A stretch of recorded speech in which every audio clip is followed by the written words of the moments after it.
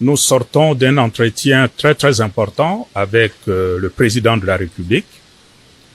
Cet entretien fait suite aux initiatives que lui-même avait déjà prises en allant à la rencontre du chef de l'État du Burundi et puis du Congo-Brazzaville.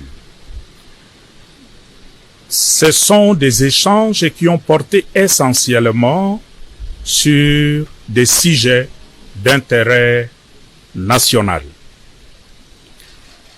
À l'issue de ces échanges, nous avons eu à nous rendre compte que notre pays, la République démocratique du Congo, a besoin de communion entre le fils et les filles du Congo.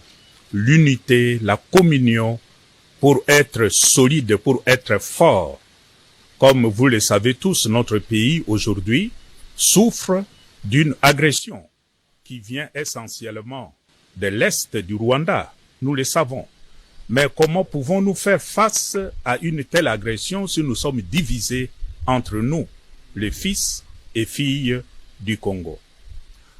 À l'issue de nos échanges et face aux enjeux, le chef de l'État, conformément à l'initiative qu'il avait déjà prise en allant trouver ses collègues chefs d'État de pays voisins, a levé l'option, et j'ai l'honneur de vous l'annoncer, le chef de l'État a levé l'option d'engager notre pays dans un dialogue entre fils et filles du Congo, un dialogue inclusif, naturellement aux conditions qui se préciseront chemin faisant.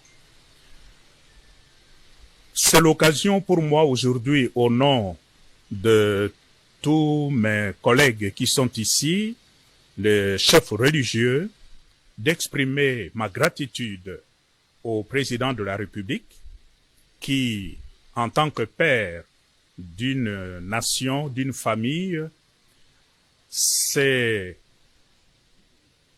surpassé, s'est dépassé, je dirais, pour prendre cette initiative et inviter tous les fils et filles du Congo à s'asseoir et à se dire ce qui ne va pas.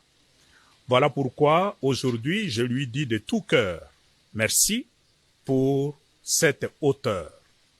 Merci aussi pour les autres chefs d'État qui nous ont aidés, notamment le président du Burundi et le président du Congo-Brazzaville. Nous pensons que après que le président a levé cette option, dès lors que cette option est levée d'aller à un dialogue inclusif entre fils et filles du Congo, c'est à nous tous,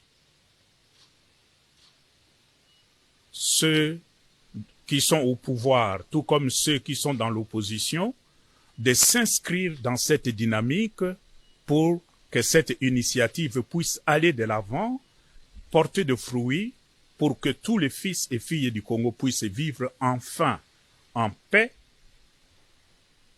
dès lors que les motifs d'agression à notre pays seront aussi enlevés. Voilà, de façon synthétique, les contenus de notre rencontre d'aujourd'hui avec le chef de l'État. Et nous, en tant que chef de confession religieuse, nous avons accepté cette mission que le chef de l'État nous confie et nous nous engageons à porter de l'avant comme un apostolat pour le grand bien de notre